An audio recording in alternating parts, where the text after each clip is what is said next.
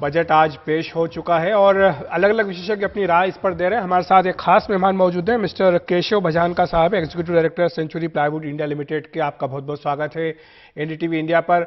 आपसे यही जानना चाहेंगे, आपकी क्या प्रतिक्रिया है? जो आपकी उम्मीदें थी, क्या वो पूरी हुई? आपको लगता है कि ये बजट ऐसा है जो न सिर्फ इंडस्ट्री को बल्कि आम लोगों को भी बड़ी राहत देगा? धन्यवाद मुझे शो पे बुलाने के लिए। मुझे लगता है कि एक बहुत बढ़िया बजट है। हमारी ये उम्मीद थी कि गवर्नमेंट ज़्यादा पॉपुलिस्ट मेजर नहीं लेके long term capital expenditure infrastructure के ऊपर फोकस करे, और इस बजट में बिल्कुल वही हुआ है। गवर्नमेंट ने 10 लाख करोड़ की एक रकम इंफ्रास्ट्रक्चर एंड कैपिटल एक्सपेंडिचर के ऊपर लगाई है, which I think is the best possible step. ये 1 साल या 2 साल के लिए नहीं है, ये स्टेप इंडिया को $10 ट्रिलियन इकॉनमी में ले जाने के लिए प्लेटफॉर्म क्रिएट करता है। सेकेंडली, हमारे सेक्टर से रिलेटेड प्रधानमंत्री आवास योजना पे भी 60% से ऊपर गवर्नमेंट ने एक्सपेंडिचर बढ़ाया है, which is a very good step. ये एक स्टेप है जो हमारी इंडस्ट्री को और पूरे रियल एस्टेट सेक्टर को बहुत मदद करेगी। लास्टली, जो इनकम टैक्स स्लैब उन्होंने चेंज किए हैं, इससे कुछ डिस्पोजेबल इनकम कंज्यूमर के हाथ में बढ़ना चाहिए, जिससे वापस सारे इंडस्ट्रीज को फायदा होगा। जो आवास योजना का आप जिक्र कर रहे हैं, प्रधानमंत्री आवास योजना, ये एक बड़ी योजना है केंद्र सरकार की, काफी महत्वाकांक्षी योजना है। इसमें यह वादा किया गया है कि देश में जो है लोग, उनके सिर पर पक्की छत हो। ये एक बहुत बड़ी योजना है और 66% का इसमें इजाफा किया गया। इसके जो बजट आवंटन है उसमें ये भी एक बहुत बड़ी रकम है। 60,000 करोड़ रुपए से ऊपर का आवंटन इसमें अब तक करने की बात कही गई है।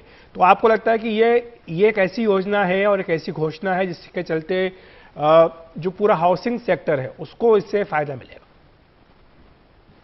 बिल्कुल। देखिए, जब भी कोई बात करता है बेसिक नेसेसिटी की, तो रोटी, कपड़ा और मकान। आई थिंक अब इंडिया इस पॉइंट पे पा गई है कि हमें रोटी और कपड़े की चिंता करने की ज़रूरत नहीं है। अब नेक्स्ट फोकस आएगा हाउसिंग के ऊपर। और जैसे आपने देखा है, यूएस की इकॉनमी या चाइना की इकॉनमी, जो पूरा ग्रोथ साइकिल था इनका, ये स्टार्ट हुआ था हाउसिंग एंड इंफ्रास्ट्रक्चर पुश के साथ। तो अब गवर्नमेंट जब इस पे ध्यान दे रही है, इस सेक्टर पे फोकस कर रही है, मैं फुल्ली कॉन्फिडेंट हूँ कि आगे जाके इंडियन इकॉनमी इससे अधिक पेस पे ही ग्रो करेगी, और ये ग्रोथ सालों साल बढ़ते जाएगी। जी। और दूसरे कई सारे ऐसे सेक्टर्स हैं जिसमें कि जैसे कैपिटल एक्सपेंडिचर की अगर बात करें, 10 लाख करोड़ करने की बात अब वित्त मंत्री ने अपने बजट में कही है। इससे पहले भी सरकार का जो फोकस है वो इंफ्रास्ट्रक्चर पर खासतौर से रहा है। हमने देखा कि कई बड़ी घोषणाएं पिछले बजट में की गई थी और अब 10 लाख करोड़ इसको पहुंचाना, इसे आप किस तरह से देखते हैं? मैं इसे बहुत पॉजिटिवली देखता हूँ, क्योंकि इंफ्रास्ट्रक्चर के बिना इकोनॉमी का ग्रो करना संभव नहीं है।